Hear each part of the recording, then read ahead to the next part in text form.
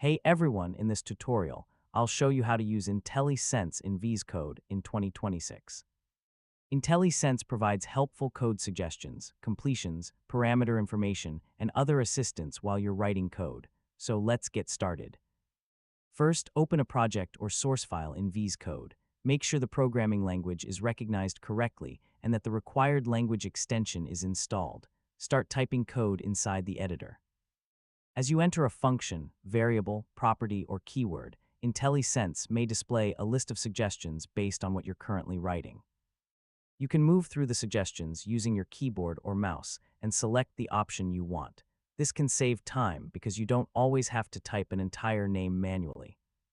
IntelliSense can also show information about functions and their parameters. When you're working with a method that accepts several values, this information can help you understand what each argument is used for. If you're working with your own variables or functions, IntelliSense can recognize them when the project and language support are configured correctly. If suggestions aren't appearing, check that the correct extension is installed and that VS Code recognizes the language. You may also need to select the correct runtime, interpreter, or project environment. For some languages, IntelliSense depends on additional development tools or project configuration. Make sure those requirements are installed and available. You can also adjust IntelliSense-related settings if you want to change how suggestions appear or behave.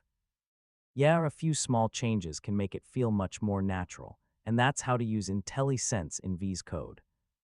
Once it's working properly, code suggestions and helpful information can make writing and understanding code much faster. Thanks for watching, and I'll catch you in the next